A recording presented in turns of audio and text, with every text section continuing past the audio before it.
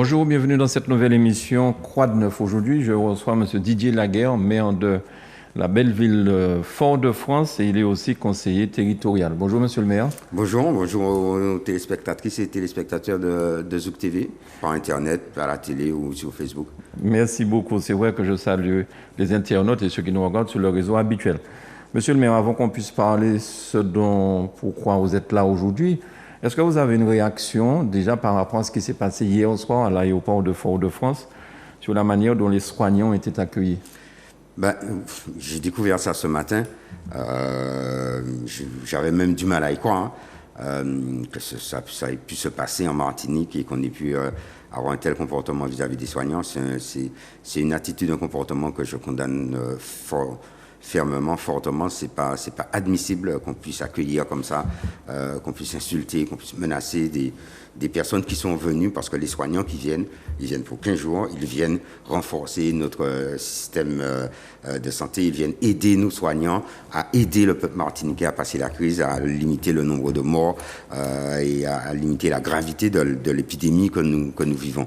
Ce sont des gens qui donnent, ce sont des gens qui viennent spontanément, qui sont bénévoles, qui arrêtent leur travail, qui arrêtent leur congé, qui quittent leur mission. J'ai rencontré récemment un maire qui était soignant volontaire, qui est venu aider la Martinique, et on peut pas, ce ne sont pas nos valeurs martiniquaises, ce ne sont pas les valeurs du peuple martiniquais, et c'est inacceptable.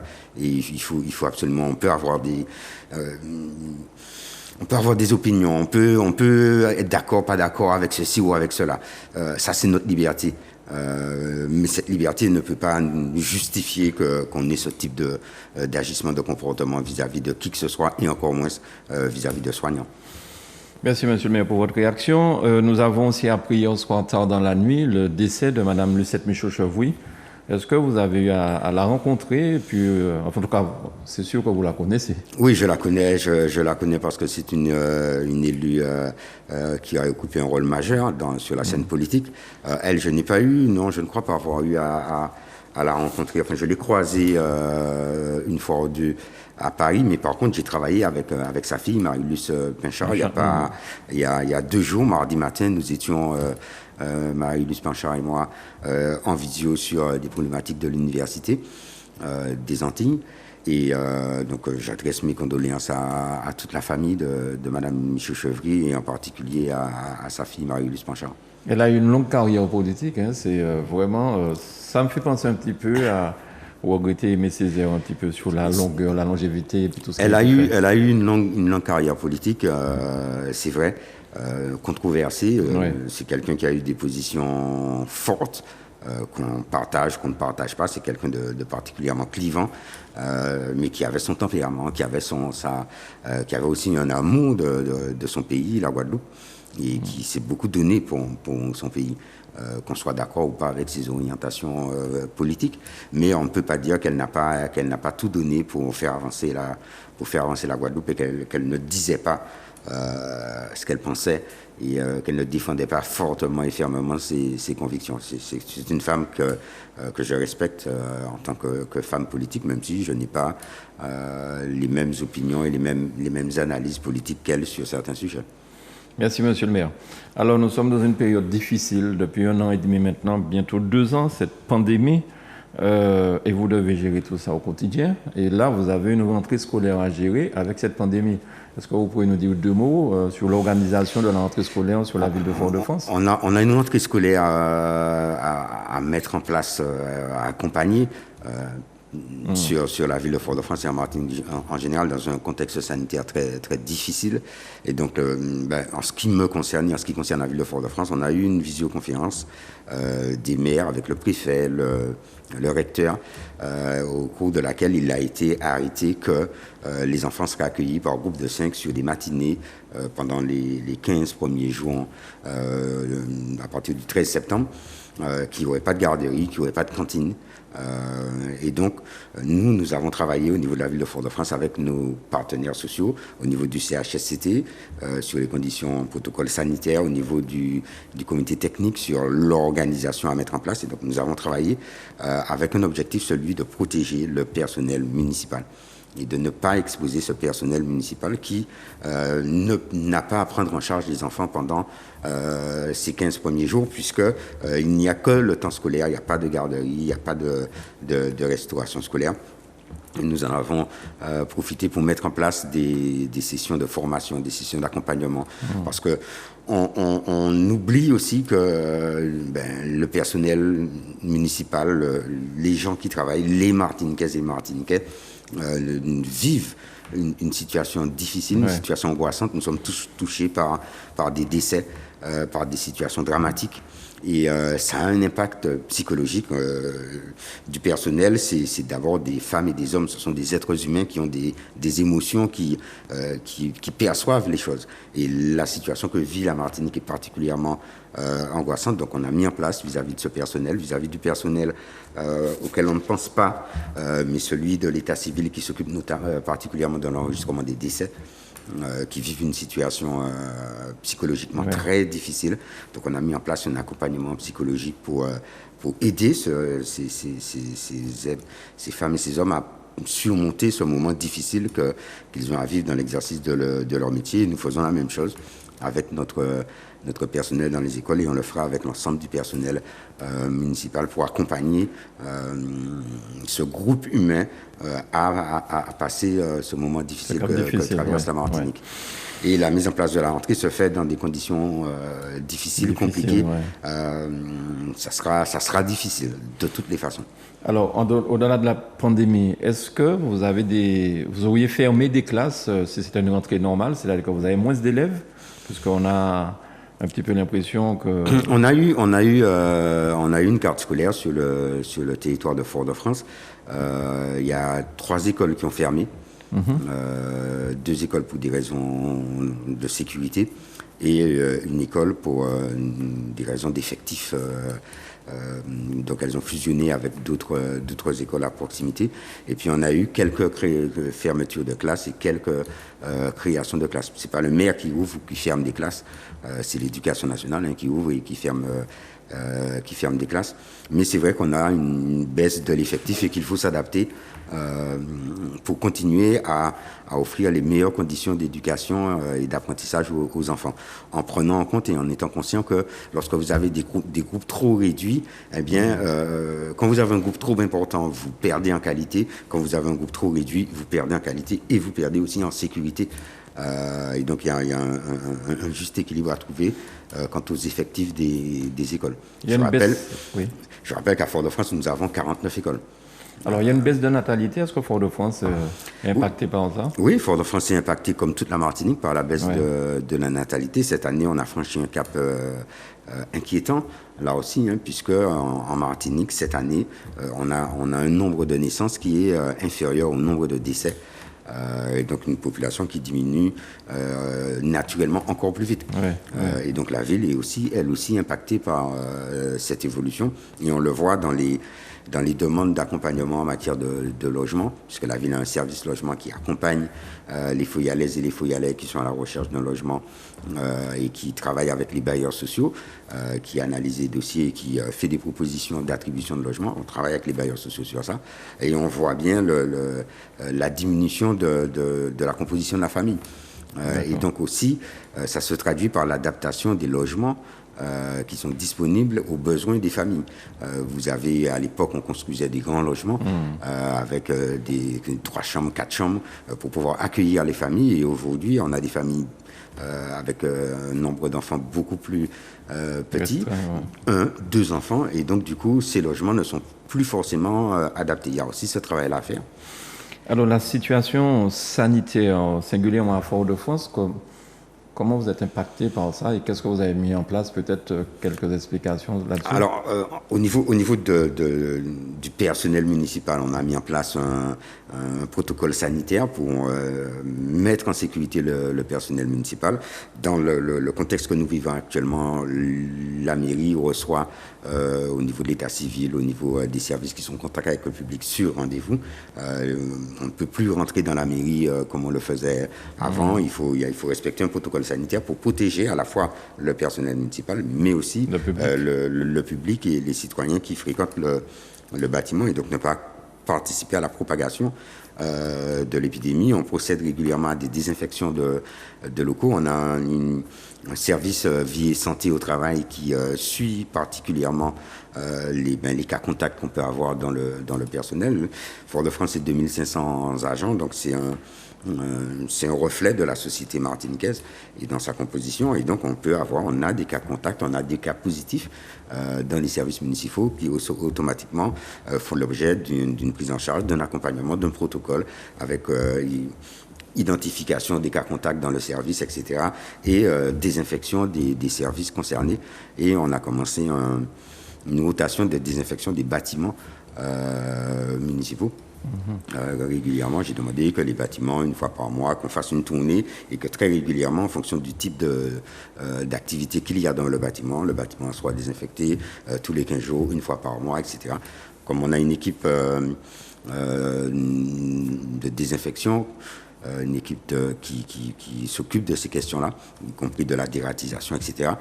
Donc c'est eux qui procèdent à la désinfection des locaux. Et quand vous avez une personne qui est positive dans un service, on procède à la désinfection des services. Donc il y a un impact sur l'activité de la collectivité, mais il y a surtout un impact sur l'activité de la Martinique, sur notre vie, et ça se traduit dans les services avec un état psychologique qui est différent. C'est anxiogène tout ça. Et est-ce que vous êtes accompagné par l'État dans cette période difficile en ce moment? Est-ce que je sais que vous aviez une signature de contrat d'accompagnement avec l'État, ça c'est...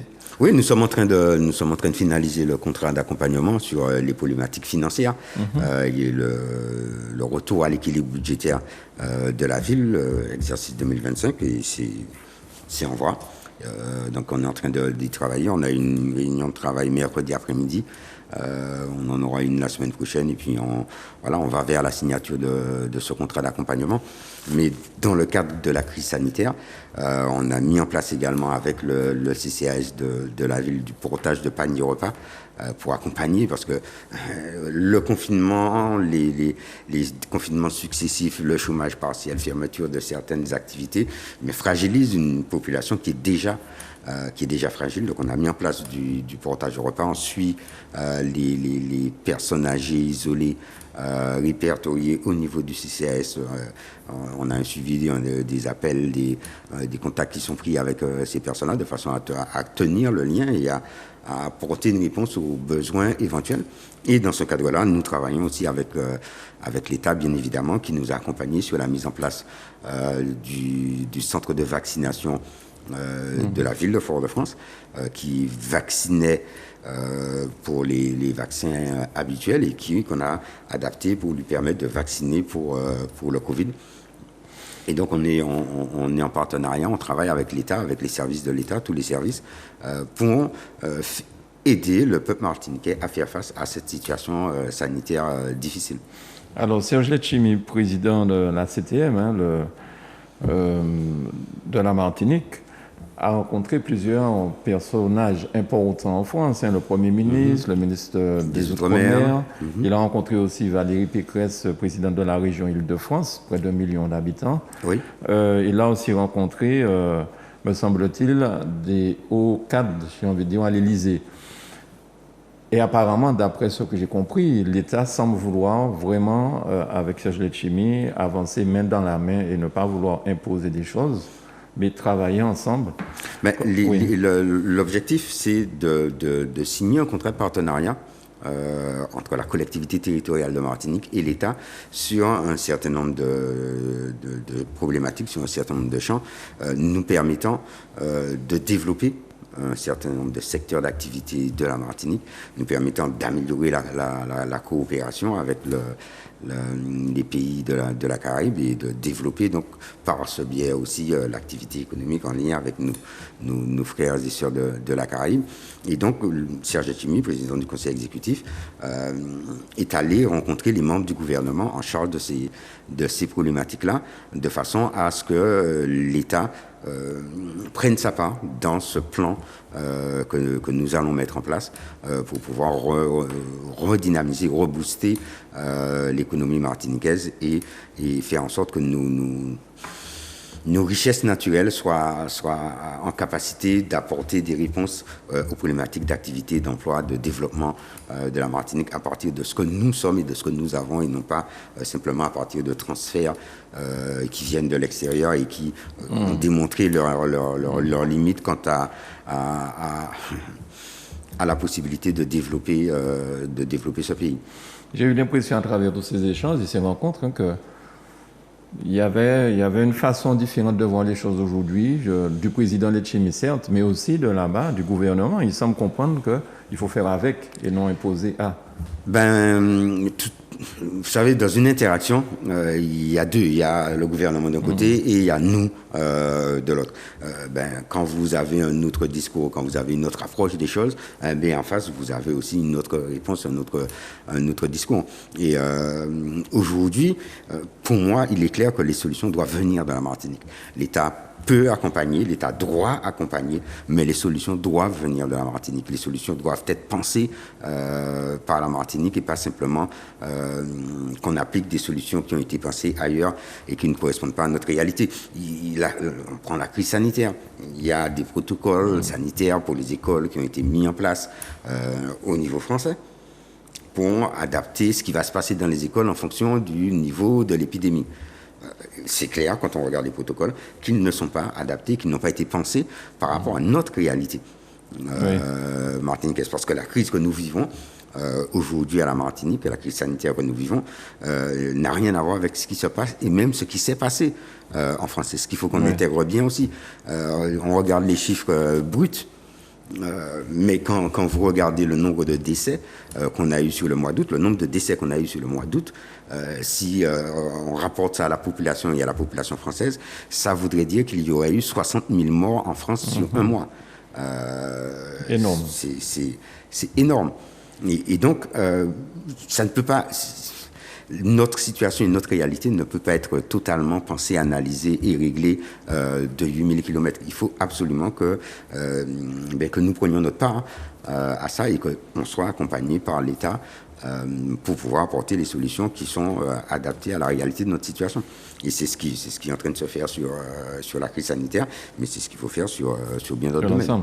Valérie Pécresse, présidente donc de la région France, avait, me semble-t-il, il y a 1 ou 2 mois... Elle avait envoyé des listes de réanimation pour aider la Martinique et la Guadeloupe à faire face à cette crise. C'est un geste de solidarité. Là encore, nous ne partageons pas les mêmes opinions politiques, mais c'est un geste de solidarité que je salue d'ailleurs. Parce que c'est ça aussi, au-delà de divergences, au-delà d'approches politiques différentes, face à cette problématique sanitaire, nous sommes tous des responsables. Et quelles que soient les opinions et les approches différentes, l'objectif c'est d'accompagner des femmes et des hommes à travers ce moment difficile et à sauver un maximum de vies. Alors, monsieur le maire, vous êtes aussi à la CTM. Oui. Vous êtes président d'une commission. Oui, je suis président de la commission des finances de la collectivité de l'Assemblée. Mais est-ce qu'avec cette pandémie-là, vous avez déjà, avec le président de région et tout le monde, est-ce que vous avez déjà pu réellement mettre les choses en place pour faire fonctionner la CTM comme vous souhaitez le faire? Parce qu'en ce moment, on a plutôt l'impression que tout le monde est branché sur la pandémie et c'est effectivement un problème. Alors, on est le 10 septembre. Donc ça fait 2 mois et 8 jours que l'Assemblée a été mise en place. En ces 2 mois et 8 jours, donc nous avons mis en place ces structures. Nous sommes toujours en train de mettre en place ces structures, de procéder aux désignations, aux représentations dans un certain nombre d'organismes. Mais nous avons aussi mis au travail la collectivité, un certain nombre de priorités qui ont été définies. Et parmi elles, le traitement, la gestion de la crise sanitaire. La collectivité a initié un dispositif expérimental d'accompagnement des communes pour pouvoir accompagner la population, qui va être expérimenté sur 5 communes. Déjà et puis sur Basse-Pointe, sur le Marin, sur les 3 îlets, sur Basse-Pointe, Marin, 3 îlets, je crois qu'il y a le Carbet et puis Rivière-Pilote, je crois. D'accord. De mémoire. Donc répartis sur l'ensemble du territoire avec des caractéristiques différentes. Et ensuite qui va être étendu aux autres communes pour pouvoir apporter une aide au plus près aux populations qui sont touchées par cette épidémie. Parce que bon, il y a la dimension sanitaire, la dimension médicale, mais il y a aussi la dimension sociale, au sens large du terme. Et j'insiste beaucoup, il y a la dimension psychologique. Quand vous avez une famille où les parents ont enterré les enfants qui sont décédés du Covid, ou que vous avez des enfants qui ont enterré les parents qui sont décédés du Covid, que vous avez des contaminations dans les familles, des fois plusieurs familles. Voilà, et des fois plusieurs personnes dans la famille, vous avez vraiment des situations psychologiques. Le deuil est un moment difficile pour nous, humains. Mais dans ce contexte-là, il est encore plus difficile. Il y a des paramètres qui viennent se rajouter, et en plus, nous avons dans notre culture une façon de faire notre deuil. Pouvoir accompagner nos... Qu'on ne peut pas mettre en œuvre. Donc, il y a une difficulté même à faire le deuil. Et donc, tout ça, ce sont des traumatismes qui, je pense, vont laisser des traces dans notre société, dans notre vie collective, et sur lesquels il faudra se pencher. Et donc, la CTM a mis en place un certain nombre de mesures d'accompagnement, mais à côté de ça, nous travaillons sur les problématiques budgétaires de la collectivité, sur les dispositifs d'accompagnement des entreprises, mais aussi sur la mise en route des différents chantiers que nous avons proposés au peuple martiniquais et qui ont été validés par le résultat de l'élection. Mais il y a quelqu'un qui me disait hier, avoir demandé par l'APA. L'APA, c'est quoi? C'est l'aide personnalisée aux aînés. Voilà. Et cette personne me disait que ça faisait 2 ans qu'ils étaient en attente d'un dossier, et que là, ils ont reçu ce qu'il fallait, le dossier a été validé, ils sont hyper contents. Donc, ça veut dire quand même que malgré cette pandémie, malgré les difficultés de vos réunions, parce que les plénières se font en distanciel. Les plénières se font en distanciel, les réunions de commission et les agents aussi travaillent en distanciel ou en présentiel, ça dépend des effectifs. Mais la collectivité est au travail, les agents de la collectivité sont au travail dans les conditions et dans le contexte comme toutes les autres collectivités, tous les autres services publics.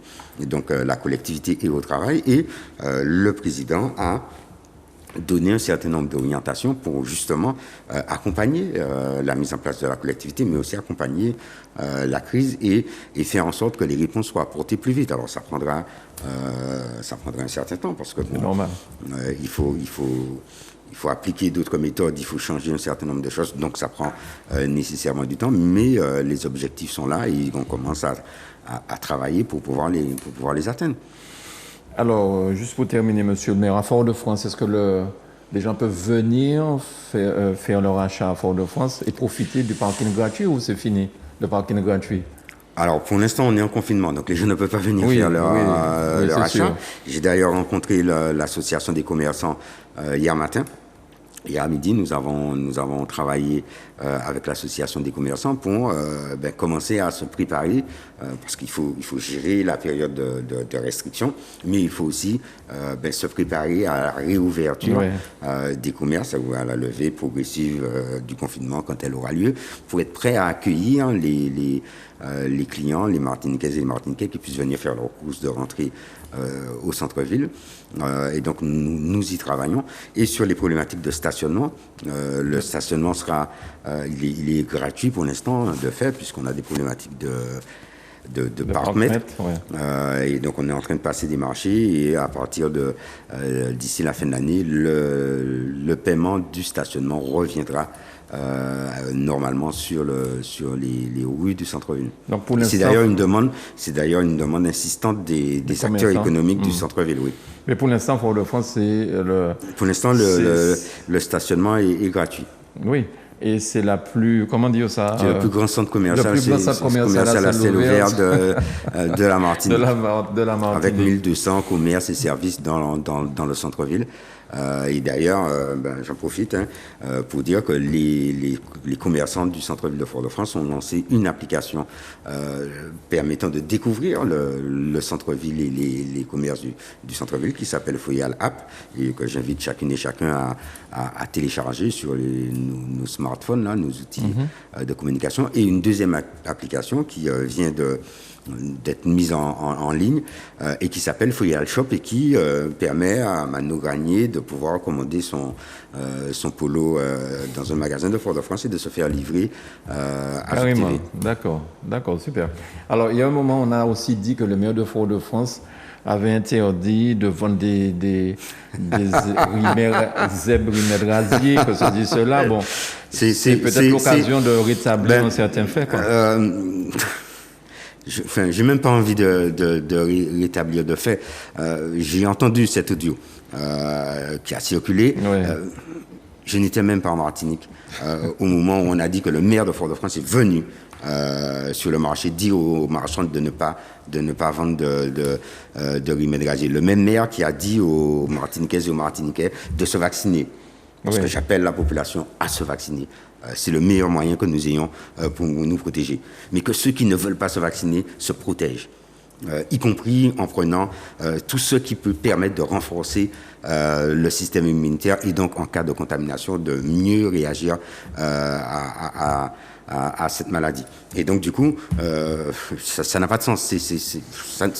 C'est faux. C'est ce qu'on appelle une fake news. Le grand marché est ouvert. Le grand marché est ouvert. Et, il suffit que les gens aillent voir pour voir que les marchands vendent ce qu'ils ont l'habitude de vendre sur le marché. Et quand le maire a une information à faire passer aux marchands, il le fait par voie d'arrêté, par voie d'affichage officiel. Il ne vient pas sur le marché pour leur dire vous faites ci, vous faites ça. Ça ne fonctionne pas. Ça ne fonctionne pas comme ça. Mais ça montre bien aussi, et si on a 2 minutes, je veux bien en parler. Ça montre aussi la volonté, qui pour moi est une volonté de nuire, qu'on peut retrouver à travers. Parce que pour se réveiller un matin et dire qu'on va faire courir un bruit, comme quoi le maire de Fort-de-France qui est venu sur le marché aurait demandé aux marchands d'arrêter de vendre des remèdes rasiers, comme on les appelle, qui sont vendus traditionnellement sur le marché. Alors qu'on sait que c'est parfaitement faux. La personne qui décide de faire ça, elle a une idée derrière la tête. Et c'est là aussi qu'il faut qu'on réfléchisse. Elle a une idée derrière la tête. La personne qui décide de lancer quelque chose comme ça. Et elle cherche donc à créer une confusion. Et c'est là qu'il y a quelque chose qui ne va pas. Parce qu'on cherche, c'est pas spontanément on se trompe. Non, là, on cherche à créer une confusion. Et donc à jeter le trouble et le doute dans l'esprit des gens. Or, aujourd'hui, dans cette période que nous vivons, le doute, le trouble, la désorientation contribuent à la propagation de l'épidémie. Parce que les gens sont déjà fragiles avec tout ce qui se passe, quoi. Monsieur le maire, merci beaucoup d'être venu à Zouk Télévision nous donner toutes ces précisions et je vous invite à y revenir quand vous le souhaitez. Hein. Merci, je viendrai chaque fois que Zouk TV m'invitera et que ça sera possible. Ce sera avec plaisir parce que je suppose que bientôt on va dire que le bâtiment administratif de la mairie n'existe plus, il est peut-être transféré ailleurs. Donc vous allez venir pour dire qu'il est toujours sur le boulevard Général de Gaulle. Sur le boulevard Général de Gaulle. Merci monsieur le maire, bonne journée, bon merci week-end. Merci, bonne journée, bon week-end à toutes les téléspectatrices et téléspectateurs de Zouk TV. Merci monsieur le maire. Merci beaucoup Manuela pour l'AREA et merci à vous chez vous de nous avoir suivis.